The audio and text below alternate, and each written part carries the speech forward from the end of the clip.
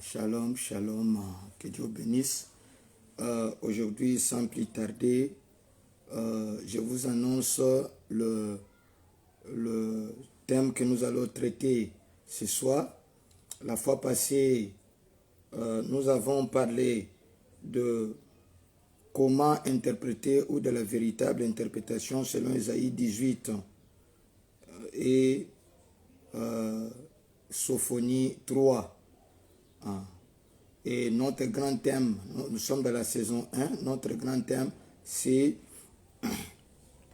le soi-disant juif partisan de la suprématie noire contre le message de William Marion Branham.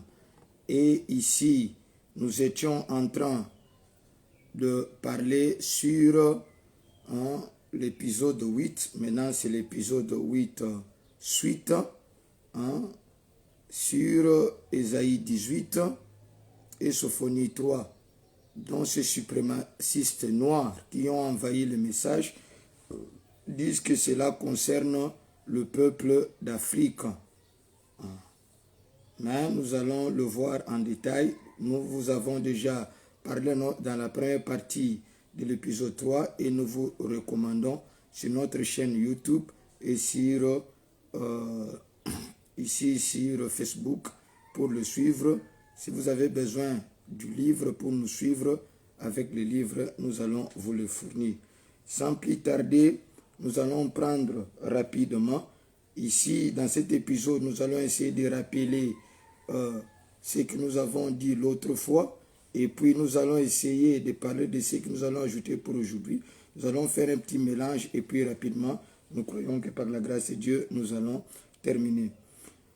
Notre thème de ce soir, c'est la suite.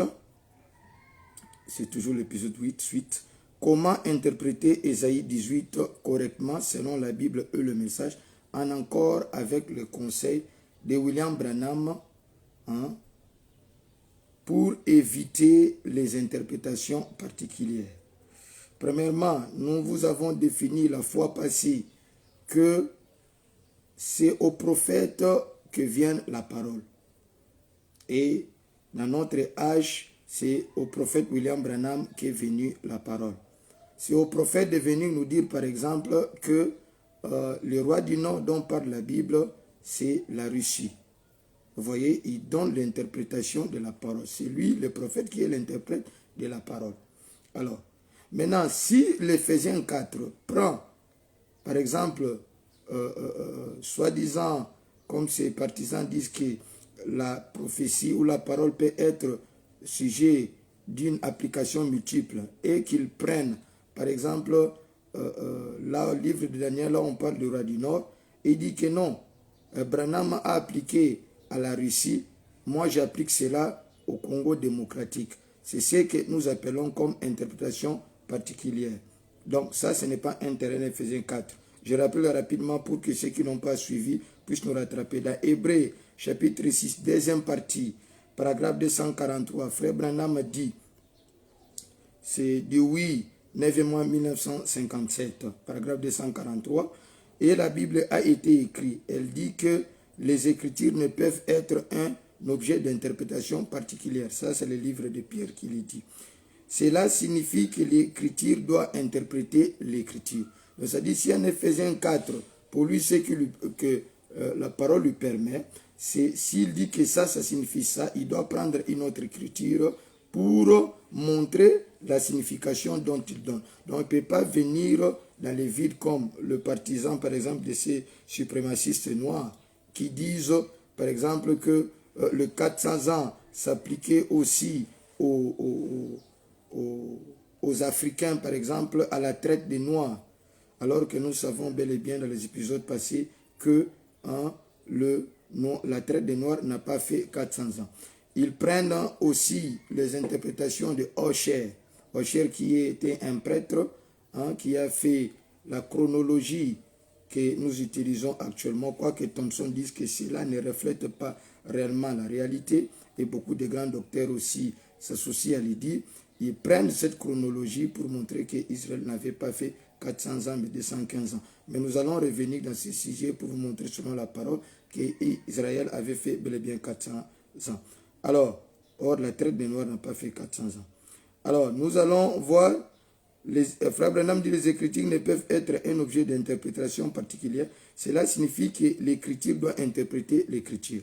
Voyez-vous, chaque passage de l'Écriture doit interpréter un autre passage de l'Écriture. C'est ce que Frère Branham dit.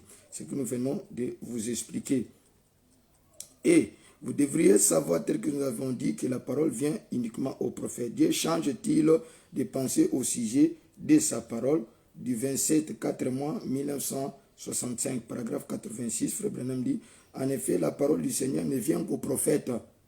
Jamais au théologien, c'est au prophète. Ici, il s'agit de l'interprète par excellence de la parole. Comme Paul est venu, il a pris ça, il a appliqué à ça, il a pris ça, appliqué à ça dans le Nouveau Testament. Et puis, les autres, les réformateurs sont venus, ont répété ce que Paul avait prêché pendant longtemps. Et William Branham, à la fin, est venu pour nous dire, par exemple, le premier sceau, le cheval blanc représentait le nicolaïsme qui a abouti au concile de Nicée et ça a produit l'Église catholique. Vous voyez que ça, vous ne le retrouvez pas dans la Bible, mais c'est lui l'interprète par l'excellence. Dieu lui-même revient dans son prophète pour interpréter la parole. Mais si un Éphésiens 4 prend pour commencer à appliquer comme ça par-ci, par-là, donc ça, c'est une interprétation particulière. Nous allons lire encore, avant d'aller très loin, nous allons prendre avec vous Ésaïe, chapitre 18. Premièrement, je descends très vite pour ne pas prendre du temps. Vous allez voir que ces gens disent que Ésaïe 18 et Sophonie 3 est appliqué par rapport à Deutéronome 28, 36. L'Éternel te fera marcher, toi et ton roi, que tu auras établi sur toi, vers une nation que tu n'auras point connue, ni toi ni tes pères, et là tu serviras d'autres dieux, du bois et de la pierre. Ils disent que ça concerne la traite des Noirs, parce que Israël, bon, ce sont un peu des interprétations un peu confuses qu'ils donnent. Mais ces passages concernent bel et bien Israël. Et ils appliquent cela aussi à l'Afrique, à la traite des Noirs. Je ne sais pas comment l'appliquer ici. Parce que ici, Israël venait de sortir. D'autres disent que Israël venait de sortir. Mais Dieu avait annoncé encore une autre servitude. C'est bel et bien Israël est sorti de l'Égypte. Mais Israël a connu encore d'autres servitudes. Donc il s'agissait d'Israël, bel et bien. Et ils disent que c'est l'Afrique où on sert de bois et de la pierre. C'est tellement confus parce que ici, l'Afrique n'est pas une nation, mais ici, il s'agit bien d'une nation qui avait un roi et qui a eu d'autres servitudes à Babylone et ainsi de suite. Donc, ça n'a rien à voir avec l'Afrique. Bon, passons très vite. Ce sont des petites choses que nous avons parlé la fois passée. Maintenant, quand je répète ce que j'avais dit la fois passée, Ésaïe 18 a deux parties, c'est que nous devrions savoir. D'abord, nous allons prendre le verset 1 à 3, et puis le verset 7. Et puis nous allons prendre le verset 4 à 6, et puis le verset 8 in fine. Donc nous prenons d'abord Ésaïe chapitre 18, verset 1 à 3, et puis verset 7. Nous sautons verset 7. Ceci concerne Israël dans sa restauration. Cela veut dire quand à la restauration de toutes choses, quand Dieu va tout restaurer pendant le millénium et puis après le millénium. Quand Dieu va renouveler toutes choses, il y aura un Éden qui va naître et nous vous avons montré toutes ces choses. Je passe rapidement. Verset 18, d'abord, il dit terre où retentit des cliquetis des armes. Ça, c'est la traduction Louis II. Nous vous avons montré la bonne traduction. Vous allez prendre ça dans Darby et dans Thompson. Il est dit, pays qui fait ombre avec tes ailes. Ça, c'est Darby. Et Thompson le rend encore plus clair. Il dit, terre où bruissent des ailes. Terre où bruissent des ailes. Vous voyez? Au-delà de fleuves de l'Éthiopie. D'abord, le mot fleuve ici, nous vous avons montré que c'est le mot Nahar en hébreu, qui a pour numéro strang. Nous avons expliqué que veut dire numéro strang. C'est pour, ce sont des codifications qu'ils ont mis aux mots étymologiques hébreux et grecs, ainsi de suite, pour pouvoir les détecter facilement. Numéro strong 05104, et c'est les mêmes mots qui se trouvent dans Genèse D13. Comprenez? Donc, ici on a traduit par de fleuve au pluriel. Nous pouvons aussi traduire au singulier comme simplement fleuve, parce que c'est le mot Nahar qui est fleuve au pluriel et fleuve au singulier. Donc, pourquoi nous choisissons de traduire au singulier? Parce que vous allez voir qu'il est dit, nous traduisons directement pour ne pas faire passer du temps, aux terres où bruissent des ailes, au-delà du fleuve. Nous disons au-delà du fleuve, c'est le même mot Genèse D13, de l'Éthiopie. Donc au-delà du fleuve de Couche. C'est ça. Alors, nous prenons le verset 2 et 3.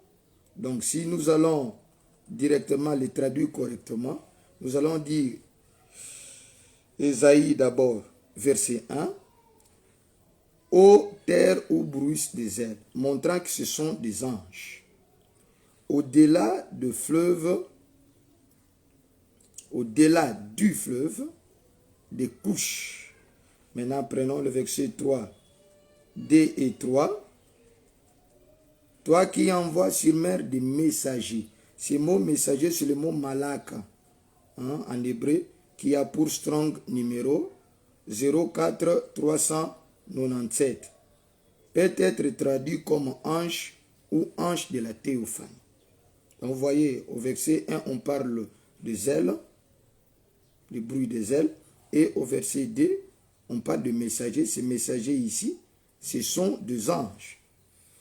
C'est le mot malak.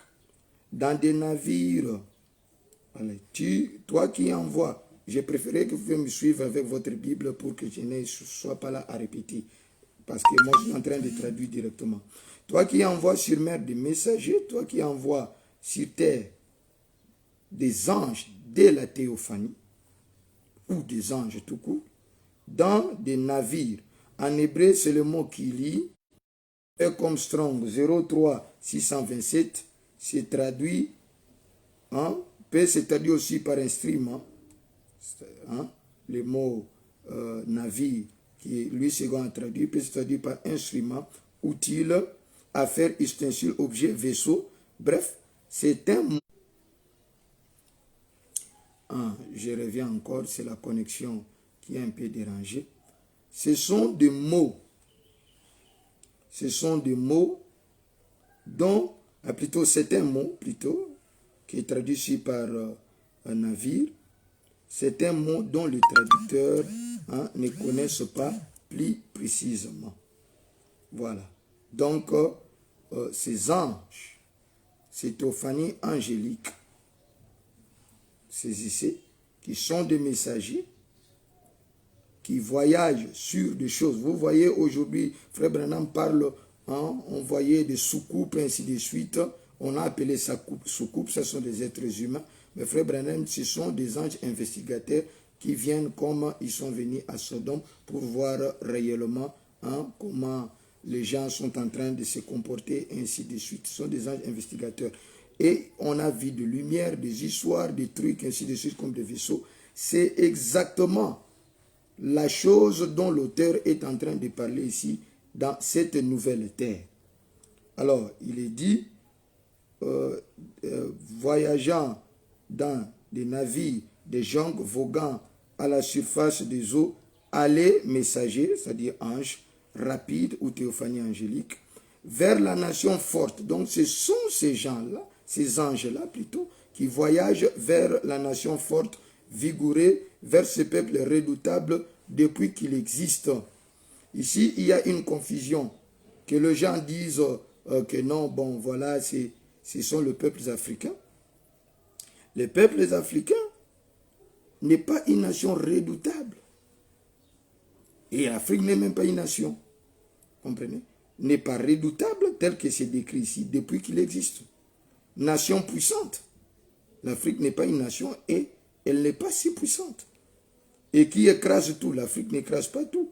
Et dont le pays est coupé par deux fleuves. Le pays est coupé par deux fleuves. Donc ces anges-là vont vers la nation dont le pays est coupé par deux fleuves. Et quand on applique ici des pays coupés par le fleuve, ça montre que c'est Israël, au moment de la restauration de toutes choses, qui sera une nation. Vous vous souvenez, la ville de Jérusalem, Jérusalem céleste, c'est cette montagne sainte qui naîtra de la terre. Il y aura, ce sera coupé par des fleuves, comme en Éden. Donc il s'agit d'Israël restauré. Depuis qu'il existe ici, vous devriez savoir que Israël n'a vraiment jamais existé. Comment je pourrais expliquer ça? Israël n'a pas pu conquérir toutes les terres et avoir exactement la suprématie. C'est-à-dire il y avait des hauts débats que Dieu leur avait promis. Il y avait parfois, ils montent en suprématie et parfois ils retombent, parfois on vient, on les déporte, parfois à cause de la désobéissance. Mais vous allez voir que cette nation aussi dont on parle depuis qu'il existe, cette nation existe au renouvellement de toutes choses. Comprenez? Parce qu'Israël aujourd'hui n'est pas coupé par des fleuves tels que nous allons le voir avec vous. Donc depuis qu'il existe, vous allez voir au rétablissement de toutes choses. Et pendant le millénium, vous allez voir qu'Israël aura la suprématie sur tout. D'abord, lisons dans les instructions de Gabriel à Daniel, paragraphe 99, pour que vous compreniez ce que nous sommes en train de dire. Il a révélé tout ce qui allait arriver jusqu'au moment où le royaume serait entièrement rétabli. Jusqu'au millénium. Donc, je vous rappelle que Ésaïe 1 à 3, vous sautez, vous allez au verset 7, parle bel et bien d'Israël, qui sera une nation en ce moment-là. C'est vrai, il y aura plusieurs nations, mais ils ne vont pas tellement exister en termes de nations, nous allons le voir. Parce que le monde entier sera dominé par le trône de David, dont Jésus-Christ sera dessus. C'est Israël qui sera la nation. Est-ce que vous saisissez un peu tout ça? Donc, c'est ce que nous devrions savoir. Alors, jusqu'au moment où le royaume serait entièrement rétabli, le monde entier, le royaume du monde entier va passer à la suprématie de Christ, à la domination de Christ. Et Christ sera sur le trône de David, sera comme fils de David, il dominera sur Israël qui sera la nation à ce moment-là. Le message de Gabriel, c'était ça. Branham dit, il a dit, je suis venu te dire qu'il y a encore 70 ans, 70 semaines qui ont été fixées sur ton peuple. Comprenez? 70 semaines jusqu'à ce que le royaume soit entièrement rétabli. Dans lettre audio à Livelle de 1964, paragraphe 23, Branham dit, bon, et dans le millénium, il sera le fils de David. Le fils de David, quand il s'assoira sur le trône de David, son père, et alors à ce sujet, ces passages que vous avez cités, vous voulez dire là-dedans que vous m'avez entendu le dire. Eh bien, d'accord. Vous voyez, et puis Dieu, comme je vous l'ai dit, étant éternel et ses attributs étant manifestés, à ce sujet, c'est comme lorsque Jésus était ici sur la terre. L'aveugle Bartimée l'a appelé, ô toi, fils de David. Et c'est ce qu'il sera dans le millénium, le fils de David, pas ô toi, fils de l'homme. C'est qu'il déclare être. Ô toi, fils de David. Eh bien, c'est qu'il sera dans le millénium pour ces Juifs, bien sûr. Eh bien, nous voyons que sa requête a été exaucée, la requête de Bartimée. Dans le 6e sceau, paragraphe 195, Frère Branham dit, ou 195, pendant le millénium, c'est Israël qui est une nation. C'est ce que vous devriez savoir. Nous vous avons montré, et je vais le répéter rapidement aujourd'hui, que le monde va revenir comme en Éden. Nous allons y arriver dans un seul bloc et les mers intérieures seront séchées. Il y aura que la mer de côté et puis les océans, ainsi de suite, et la terre. Il n'y aura pas de continent pour dire que ça c'est le continent d'Afrique, ça c'est le continent d'Asie. Parce que tout cela est venu avec la destruction, nous allons le voir. Les 12 tribus qui forment la nation, c'est ce que vous devriez savoir. C'est Israël qui est une nation au millénium. Le 6e sceau, paragraphe 196 ou 196, Frère Branham dit, mais l'épouse est dans le palais.